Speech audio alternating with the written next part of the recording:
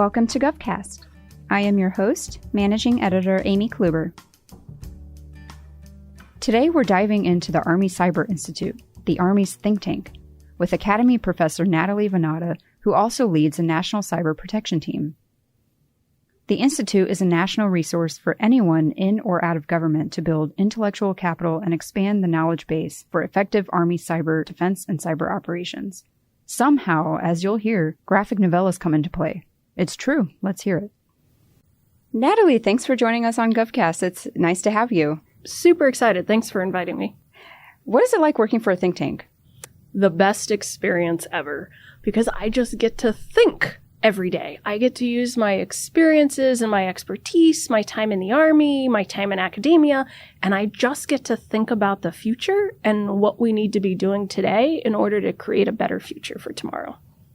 You received a PhD and a master's in applied mathematics and systems engineering from the Naval Postgraduate School. What initially sparked your interest in this field, particularly in science and technology? Oh, my family. We grew up in a household that absolutely embraced science and mathematics. My mom was an Army nurse and my dad was an ordnance officer, and really he was just a tinkerer at heart and the biggest reader ever, given to him from his mother. And so we used to be surrounded by books, fun books, not so fun books in the house. And really it was that culture in the family. And in fact, I remember the day I decided I was going to become an engineer. I was 10 years old and I thought my life was ending. Like all my dreams were going out the window because I had gone to a doctor's appointment that morning, to the eye doctor. My father pulled me out of school for it. And I had the most amazingly horrible news that day that I was going to need glasses. And I remember after this appointment, my dad took us to grab a slice of pizza at the shopping center on Post and trying to console me because as a 10-year-old, I saw my life was over because my dream was to be an astronaut. And it was all crumbling before me because back then you had to be 20/20 non-corrected. And I just didn't know what I was going to do with my life. And after a few minutes, my father just looked at me and he's like, "Okay, Natalie, but now you get to do something even cooler."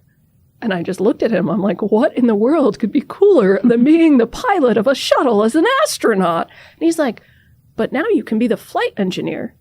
And it's not just you're shuttling people like a big school bus back and forth in and out of space. Like you're responsible for it all and you can do experiments. And being the engineer on the flight, you're still an astronaut, but an even more difficult job. So you can solve challenges and puzzles. And I was like, wow. And you could do that with 20/20 corrected vision. And I'm like, that was it. That's for me. I'm going to be an engineer. Made that decision then. Unfortunately, I've not yet gotten into space yet, but definitely the engineering track. There's still time. There is. There is. So why the Army? That was the way I was raised. I loved growing up as affectionately known as an Army brat. We lived all over the U.S. and Europe growing up. I got to see so many different cultures and meet different people. And the history that we learn about in the classroom, I got to see unfold and see some of these places growing up. It taught me so much tolerance and the ability to look at the world in a different view and accept what others, how they look at the world differently. And I think it just makes me a much better problem solver overall. I can really relate to that as an Army brat myself. I think my least favorite question is, where are you from? Can you relate to that? Totally. I have no clue where I'm from. I think over the course of my life, I've now moved 18 different times, all to different states and different countries in Europe. My parents live in different locations. My sister is scattered out too. So I don't know where home is. I prefer to think about it as home is everywhere. That's a good thing to think, really. You also have an extensive background working in government and today have met your 18-year mark in the military. But how did you get started in government to begin with? Why did you decide that was the career for you? It absolutely goes back to growing up in the family that I did, in the culture and selfless service. And so for me, it was a really easy decision that I wanted to give back. And the easiest thing for me was to join the Army and be able to do that. And I've just been blessed over the 18 years that I have had to go amazing places and do amazing things, not just within the Army or the Department of Defense, but kind of throughout government to give me a wide range of experiences. At the Army Cyber Institute specifically, you have focused on a foresight process called threatcasting. Can you go into what that's all about? Absolutely. So threatcasting is a process that we developed with Brian David Johnson out of Arizona State University. And it's a process grounded in science fact, but flavored by science fiction that lets us think about what the future is going to look like. It is really difficult as human beings to try to imagine what the future is, because either we only want to think a couple years from now because it makes sense. It's the evolution of what we are currently doing. Or we're imagining 100 years in the future and we're flying through space and we've solved faster than light travel and we're colonizing distant galaxies. And we really have a hard time thinking anything in the middle. And so that's what threatcasting does, is we bring together a very diverse group of individuals, thinkers and doers, people from across government and academia and the military, private industry, think tanks, the public sector, to really start thinking about what the future will look like. Because the future is not going to be based on whatever is the next latest, greatest trend out of Silicon Valley, but it's going to be based on a whole confluence of different things. So we start by looking at society as a whole and how we think society is going to evolve over the next 10 years, how cultures are going to change, how the communities we relate to will change, and more importantly, how our relationships with others and how we define ourselves is going to change. And then we look at technology and we pick some technology that we think is just about to leave the R&D shop and start to be seen in the next 10 years. And we look at how that technology started in its initial purpose, but really in that future we've envisioned of how society has changed in a decade, how it's actually going to be used. And we look at economics also at the macro and micro level to see how are we going to be able to support the kind of life that we are going to want using this technology as society has evolved. And through this whole process, with a bunch of science fiction flavored into it, we imagine what the world is going to look like in a decade. And from there, we're able to start picking through it and seeing where the unintended consequences of our actions today have led us, where are the vulnerabilities or the gaps and seams in the fabric of our life that have developed because of how these different influences have occurred, and then how could a nefarious individual or group, how that malicious actor can take advantage of it, because ultimately it's human nature. We're not going to be able to get rid of that. And so from there, so now we have this world and we focus not on this huge magnitude of a problem, but we focus on just a single person in a place living their life. Maybe it's John Smith, fisherman in Bangor, Maine, and how he lives and operates in this world with everything going on, and how he would be vulnerable, or his community or his family would be vulnerable in the future. And then the really important thing is, because we've brought together these experts from across society and across demographics, is we start thinking about what are the things we need to do today and 5 years from now and 8 years from now to ensure that that future that we have imagined, if it's a negative future, doesn't happen. And it's what can government start doing? What can academia start researching? What can private industry start doing? What can communities start doing? And more importantly, what can individuals start doing today? Because for us, it's about envisioning the future in order to empower change today to ensure that if those negative futures, we can either figure out how to disrupt, mitigate, and recover from them, or if they're positive futures, we can figure out how to bring them in even sooner to our lives. What can we do today? Great question. A lot of it is just education.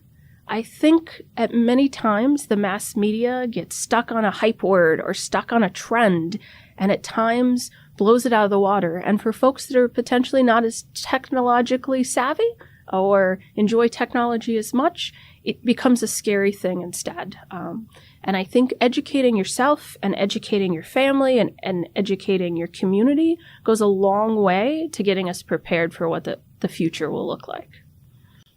And you mentioned painting a story or getting science fiction involved. Is this where the graphic novella comes into play? Absolutely. So remember, I'm also an academic. And so we run these threat casting sessions and we get all this data and all these amazing ideas from amazing individuals that participate with us.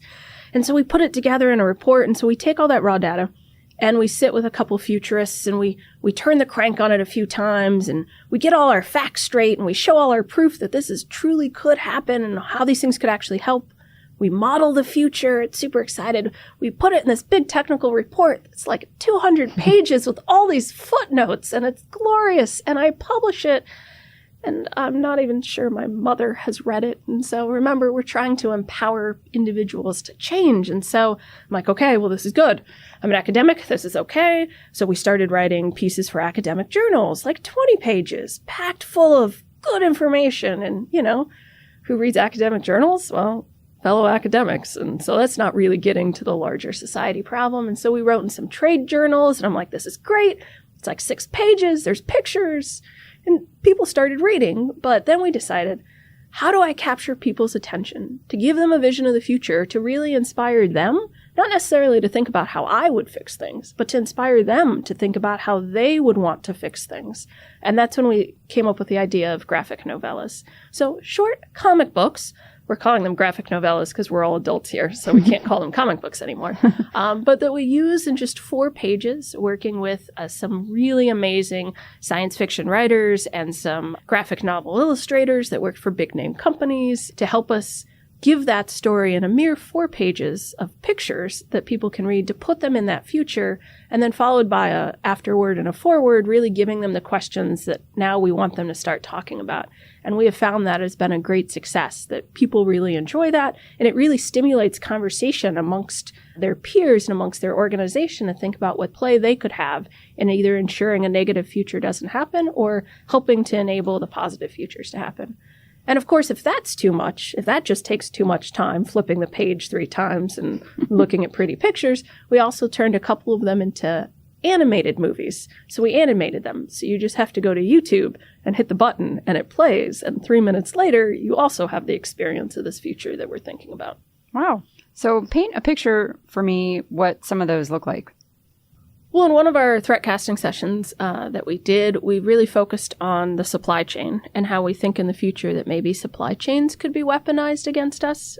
And what was interesting is all the work and research we did and published in our report, turns out Cisco got very excited on the work we were doing. And because all of our work is public knowledge, we freely want to share it because we want to change people's minds and we want to engender other people to start thinking about it and making change. They took the base work we did and turned it into a graphic novella called 2 Days After Tuesday to get them to start thinking about what they could do. And in fact, they took it and ran a 2-day workshop where they inspired individuals to figure out how, from a Cisco perspective, they could ensure that this negative future didn't happen. And in fact, they actually gave a couple startup companies their first round of funding based on the ideas that they came up with in that workshop. And so Cisco very graciously let us publish and release it to the public. On the same time, we took that same idea of weaponizing the supply chain and not thinking about it of how it could affect society at large, but specifically how it could affect the military.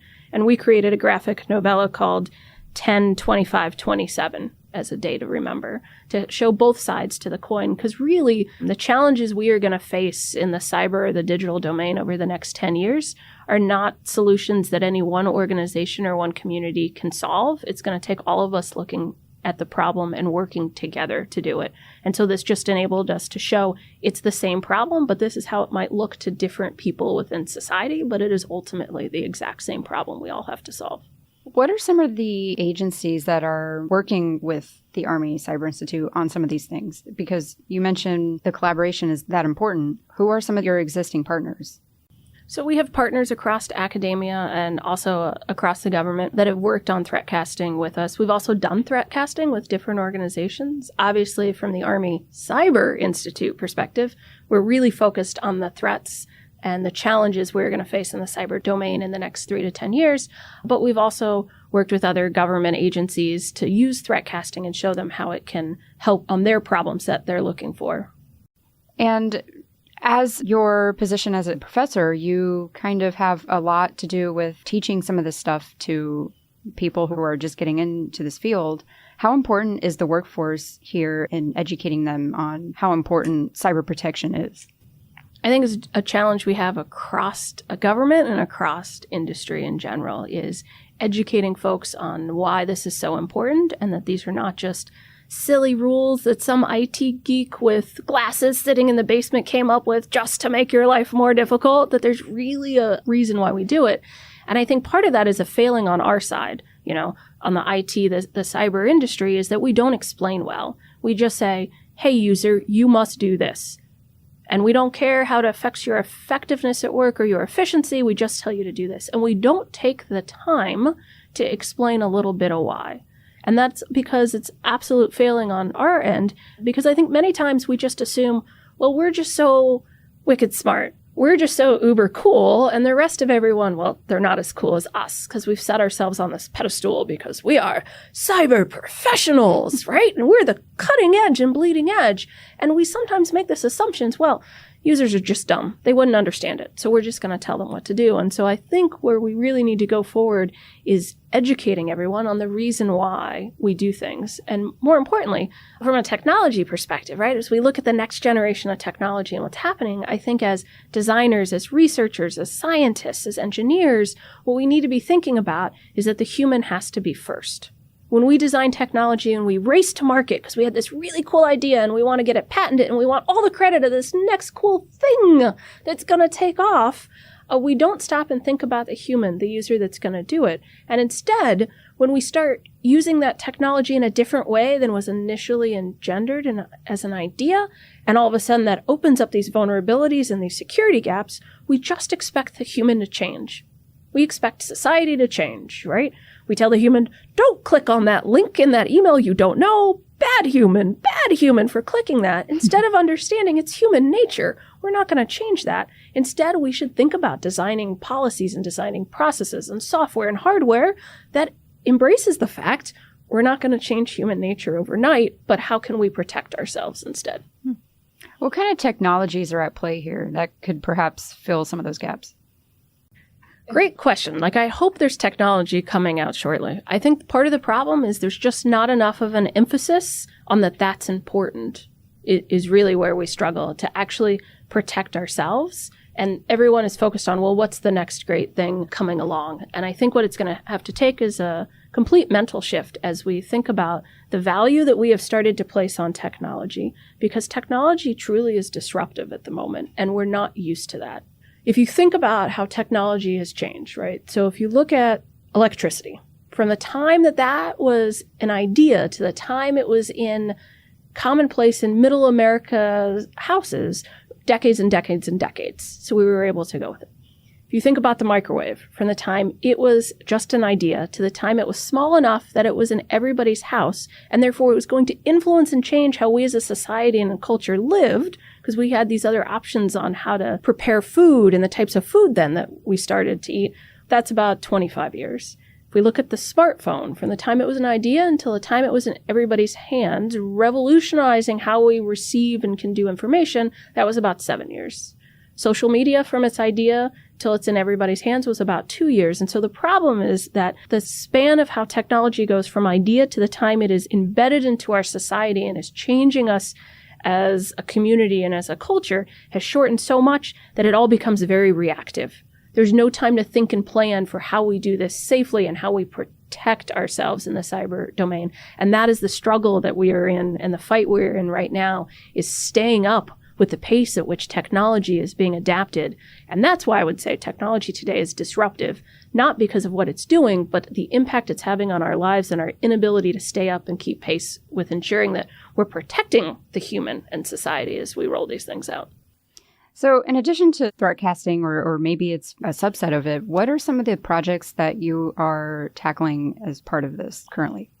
Well, the great thing about the Army Cyber Institute is we're charged to think 3 to 10 years in the future, to think about the cyber challenges that we are going to face as an Army. And as I said earlier, it's the same challenges we're going to face in society. And that's such a broad field. There are just so many things to pick and choose from that you want to work on. And so some of the work that I've been looking at lately is artificial intelligence. And no, I'm internally cringing because there's lots of discussion right now. Will artificial intelligence ever get here? Is what we're calling AI today really just advanced machine learning? But what I've been looking at is what comes next. And more importantly, how could our adversaries start to weaponize the development of AI against us, taking a long, slow look at where it will be 50 years from now and how potentially could they be influencing what we are doing today and the science that we are developing today and the processes we are developing today to be able to use it against us in the future. That's interesting you say that, because it seems like it's a very polar topic. There's the people who are like, yeah, AI, and it's great, and it's going to help us solve all these problems. But from your point of view, it might present more problems. It could if we're not thinking about it from a holistic view. And I think this also goes back to just The mass media also just talks a lot about it, potentially without the scientific rigor that many in the community really believe. And it goes back to how many people enjoy reading academic journals about the latest and greatest. That doesn't capture people's attention. So it's really us figuring out from an academic and a science community that the ideas we're developing and the technology that we're bringing about, truly we can explain it better to the world on where it's really going. So what is next for you? Today you marked your 18-year anniversary with the military. That's a long time.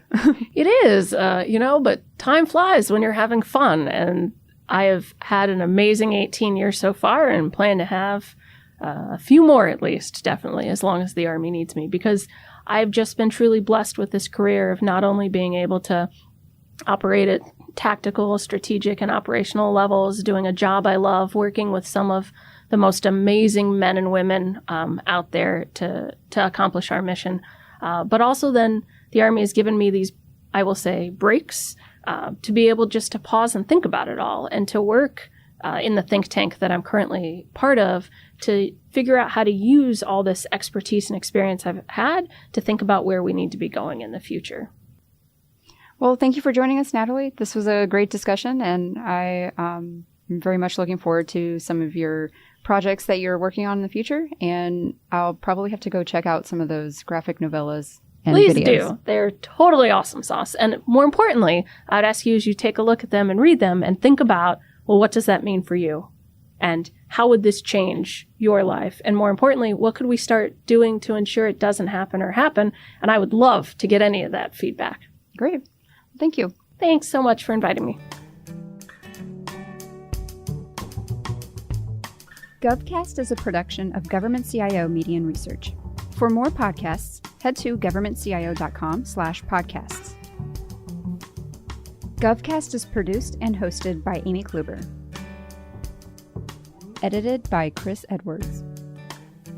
Theme music provided by Big Hoax. If you're interested in sponsoring a podcast, contact us at sponsor@governmentcio.com.